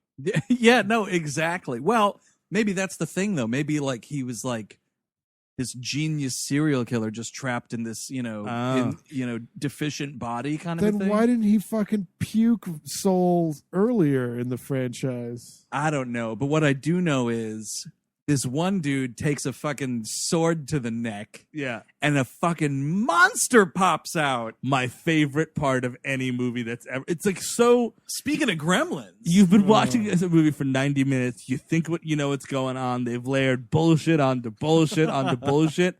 And all of a sudden, you cut this guy's head off and you're like, oh, what's going to happen now? And a little demon comes out. I'm like, no fucking way! And it just looks at the camera like, it looks like in Spaceballs when John Hurt reprises his role from Alien, and that little face hugger comes out, the fake one that sings "Hello, My Baby" comes out. It looks exactly like that. It might be the same puppet. Oh my god! And this thing's just crawling all over the floor. They're trying to like shoot it and shit. Now we've established that is Jason. Yes. Jason is now a little monster rat. So wait a second. That's what he was soul vomit. So his soul is like a tangible monster rat that just happened to be in this mentally challenged dead man. Now here's the thing. This is where someone says, "And what the fuck? How the fuck did that happen?" Cut to black. Title card just comes up, right? And it just says, "Fuck you." Like it says, "Get ready for this, comma, fuck you, deal with it." Then it cuts to 30 years earlier, right? Or when is he supposed to die? So at this point, like 40 years earlier, sure, right? It's Jason. He's like, you hear it's like the mother yells out, "Be careful in the woods, Jason," or whatever, right? And he like uncovers this little demon, right? And it's kind of like in that second Jurassic Park movie when all those like little dinosaurs are on the beach and they look all cute. Yeah. That's what this thing is. And it's like, and he's like, "Oh, what are you supposed to be?" And he like gets closer to it and he's like, "Come on, I won't hurt you. My name's Jason. What's your name?" And it just goes, "The devil," and then like jumps inside, and then you see like this little kid with like this little fucking snake monster thing like in its mouth. Oh, and then it goes inside him, and it's like this monster's been inside him. And now the monster's controlling the body, and now the monster doesn't know how to swim. Yeah, exactly. The monster never anticipated a lake. That's what happens. More of a shore monster. Yeah, not so much a sea monster as it is a shore monster. So Jason drowns, and exactly, and the saga begins. Yeah. Oh wow, Jason Begins. I love it. I would love it if you Jason see Begins. the inside of one of these possessed bodies, and I'm just picturing like it's this little like demon puppet with like a hard hat on, and it's just working these control levers to like drive the body. Well, they're all like the Independence Day aliens at that point, like for this exoskeleton. Yeah, you're totally right. That's stupid. God. It's so stupid. It's amazing. And he finds a crack in the floor and he goes down and whoops, that guy, that producer, for no reason brought a dead corpse into the situation. Right. So in the basement, we've got a Voorhees, and he can only die by a Voorhees, and only through a Voorhees can he be reborn. And there's a bullshit thing where she's like, "Wait, you never said he has to take over a live Voorhees, right?" And he's like, "No, I didn't." And it's like bullshit. That's a detail I have unfortunately left out until right this very second, and it's absolutely true. Well, good thing there's no dead Voorhees in this house, because it wouldn't make any sense. Like, why would a producer bring a dead body? Yeah. And then Earthworm Jim's like, by the way, that thing's down in the basement with Diane right now. And then Jason just jumps through the floor, and it's like, well, fucking welcome to the party, pal. Right, You're 'cause- who I paid the ticket for, you lazy scumbag. And now he's been reborn with the jumpsuit and hockey mask and everything. What the flying fuck? And his lumpy Rat King head, which I'm not. Again, I don't like the look. I really don't like the look. It's disgusting. It's stupid. It doesn't need to look like this. And why would the jumpsuit and hockey mask also be reborn? It makes no sense. I mean, At least- he didn't even have the hockey mask in the second movie. Right. At least in that Jason X, when he becomes Uber Jason at the end of that movie, and it's fucking stupid looking, at least it looks different. Yeah. Like there's a purpose. Like he should look the slightest bit different. Yeah. It's literally the same costume from the FBI sting. And he kills Duke at this point. He bear hugs him. He's like, come on, Jason, kill me. I dare you to. Well, I Creighton Duke. I wanted it to be like a thing where like, this is not the death I want for Creighton Duke. I want like Jason like pulling out his intestines. Oh, and, like, yeah. and like Duke's like, you gotta keep tickling me all night, pussy. You know what I mean? Like that kind of shit. Is that all you got? Yeah, exactly. Like he needs the fucking Quint from Jaws death. Yes. But he doesn't have it. He just gets his back broken. And then he gets... Ooh, yeah, backbreaker. Speaking of which, there's a big fat wrestling fight outside. He throws Earthworm Jim out, and like he throws him into a monkey bars. He's throwing him... He grabs his leg at one point. I'm like, is he going to do the sharpshooter? Like... I was almost positive. Like, you're fighting on this front lawn. It's a real Lethal Weapon fight. All you need is Gary Busey and a broken fire hydrant. Like, you know, really just going at it on this front lawn. And then, like, the girl comes out with the fucking magic dagger and just, like, shoves it into his chest. And, like, the little fireflies start coming out again, kind of. And he's, like, kind of weakened. And then she's got the fucking titular, go to hell. And she, like, super kicks him like Liu Kang style and like gets that dagger like all the way in, I guess. Yeah. Like it wasn't in there. It's like when your fucking lamp is kind of plugged in but not really, and the light's like sort of turning on and you're like, what's going on? Oh, it's not plugged in all the way. Like this devil magic's not coming in all the way. bad reception on this devil magic.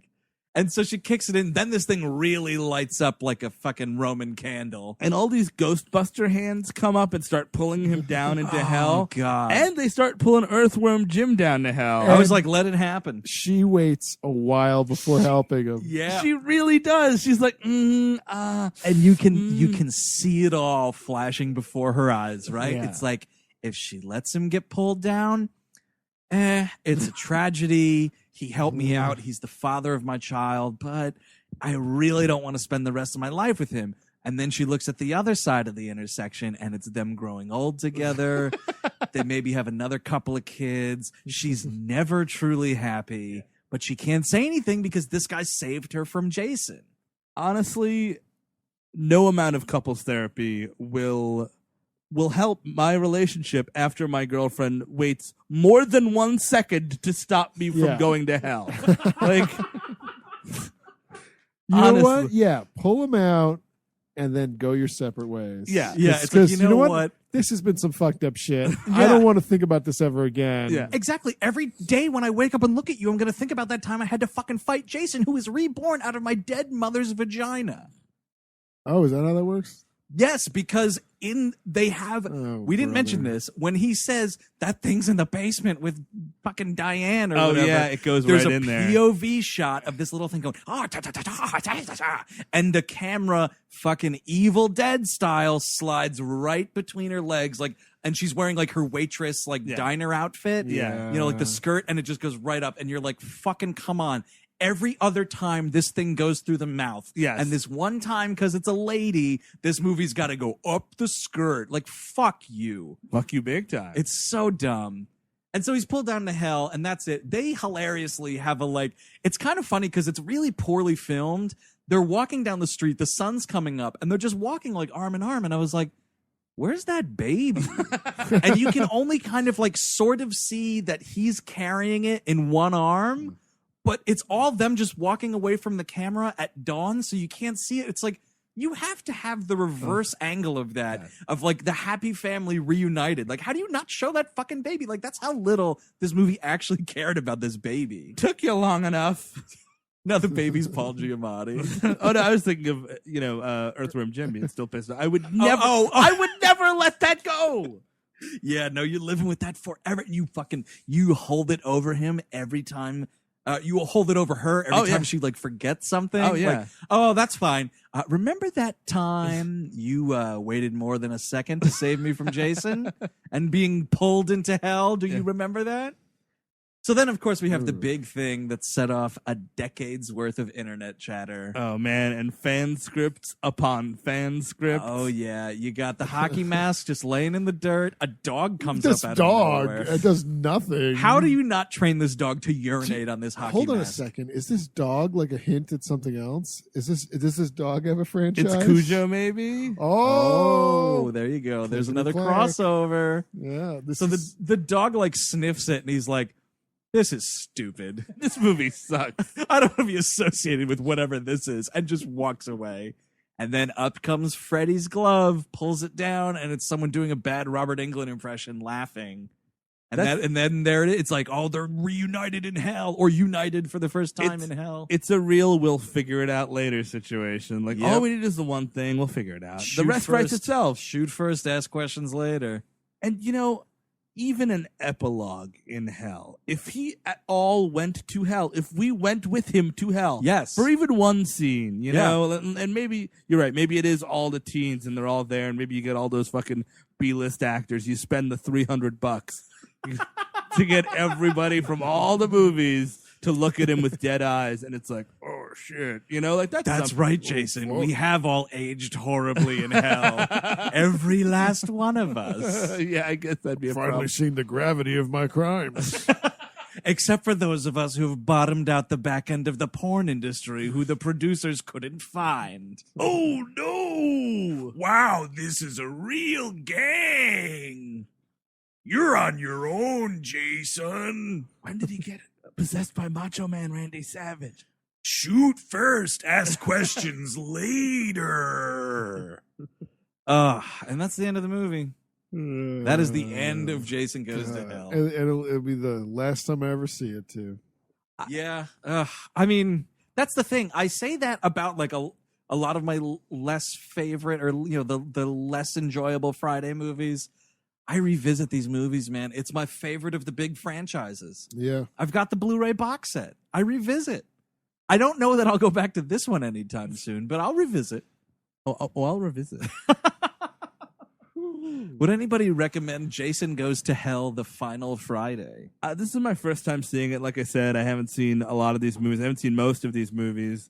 I had a lot of fun with it. It was stupid. It had a good deaths per capita. You know what I mean? We're not waiting more than 4 or 5 minutes before somebody else gets it pretty good. Yeah. The scene at the beginning is great. The scene at the end is ridiculous. That little devil monster is never even implicated in anything. Thank you very much. Oh, yeah. Yeah, it's kind of a strong recommend for me, weirdly. Wow. This is really different opinions on We Hate Movies, because this is I think this might be the worst movie we've done since Easy Rider 2. I really I dislike this movie. I have the Blu-ray box set as well. I love the start of these movies. Yeah. But no thanks. I'll say this. I'll kind of sort of split the difference, because I really do think that this is a subpar movie. So much so that I watched Jason X on my own free will just to check it out after watching this. But what I realized was, if you're going to watch this movie, you have to either preface your screening or follow up your screening with a Friday the 13th movie that has Jason in it. Like, this movie has to be part of a Friday the 13th double bill of some kind. Like, you can't just have this one, because there's no Jason. Unless you don't care about seeing a Jason movie with Jason in it, then watch away. That's fine. And then watch A New Beginning as well. Right. But at least that one has someone who looks like him. But even in that movie, it's all like the off-screen, like it's just POV a hand shit, coming which is in. the worst. If I saw those two back to back, I'd jump off a bridge. So do you guys like that movie more than this one? I do, actually. Really? Oh, part 5 more than this one? Yeah, New Beginning. I Really? do. That's the thing is the POV stuff. It made it such a tedium for me of like, ugh. Yeah. You know, I don't care about the whodunit aspect of it. I can totally see that, but for me, it's saved by the fact that it's like so fucking tubular 80s. Like, right. That really just Sure. I'm a sucker for it. And I mean, this might sound dumb, but it's kind of more of a grounded world. Like No magic. There's a weight of the dirt in Crystal Lake there. Like there's you feel like that's a place. And in this movie, I'm like, what? It up is down, black is white. People are eating Jason fingers. It's a true story. I agree with that though. There's no magic. At the end of the day, it's magic v no magic. I mean, yeah, it's at the end of the day, besides the first movie, it's the most believable one, actually, 5.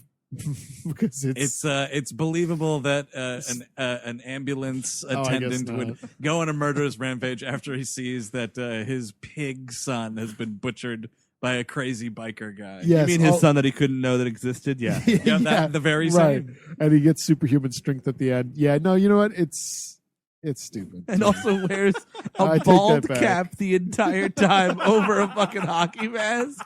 You mean that guy? But at least it's not a fucking devil rat from Fudge. Dude, you know what? A better ending to this movie is like, instead of, Freddy gets the hand out. It's the devil rat comes up from the ground and gets into a fucking convertible with 2 sexy ladies. Oh yeah, puts on some sunglasses. Right. And then we're out. We're out. And then a Martian spaceship comes and blows up Earth. Because who gives a fuck anymore? That's Jason Goes to Hell, the final Friday, directed by Adam Marcus. If you want to get a hold of us, check out our website, WHMPodcast.com. Like us on Facebook and follow us on Twitter. We're at WHM Podcast. How do you rate these sequels and their other rival franchises? Right into the mailbag. We all hate movies at gmail.com. Rate and review the show in iTunes or Stitcher or wherever you get the program. We would greatly appreciate it. Clue for next week's Spooktacular episode. Mark Boone Jr. Ooh, that's a spooky guy. He is a spooky looking guy. Yeah, I love Mark Boone Jr. Yeah, he's all over the map too. All right, Mark Boone Jr. is the clue for next week's episode. Steve, we got a little extra project to talk about. Yeah, just really quickly, if you like the side show that we have, the app only / Bandcamp only, Animation Damnation, from now until the end of the month, that's October 31st, whenever, we will be accepting emails for our listener request month, because we're going to do an Animation Damnation listener request. You don't have to call in. Just shoot us an email at weallhatemovies@gmail.com. Tell us what the episode... You have to give us the name of the show, the name of the episode, and some kind of link to that episode. Say it's on Netflix, know that it's on Netflix, and or a YouTube link, because honestly, no one's getting a box set of fucking DuckTales. I apologize. No. And it's kind of you do the research for us, audience. Yeah. But we'll read your email on the air. Obviously, you're marking your email okay to print when you give it to us, and it'll be a lot of fun. So that will be the November Animation Damnation. Now, which is October, whenever, until it's the 14th, I guess. Yeah. Until the 31st. So you got 2 weeks. Yeah. Find stuff, and we can't stress it enough. Streaming on YouTube or streaming on Netflix, Hulu. streaming on Hulu. Yep. We're not buying DuckTales box set. And the name of an episode too, because that's the really cool part about these is it can be something we've done before. It could be brand new show. Anything you have a really cool G.I. Joe you want to show us? Tell us about it. Tell us why. We'd love to go back to any of those places or see something brand new. Exactly. There you go. So another great listener request opportunity. That's it for this week. Be sure to pick up your tickets for the After Dark Halloween Marathon, where we will be doing a live commentary at the Jacob Burns Film Center this Halloween, October 31st, starting at 10 p.m. If you buy your badge before the 24th of October, you get $10 off your marathon pass. Until next week, I'm Andrew Jupin. Steven Seda. Eric Siska. Take it easy.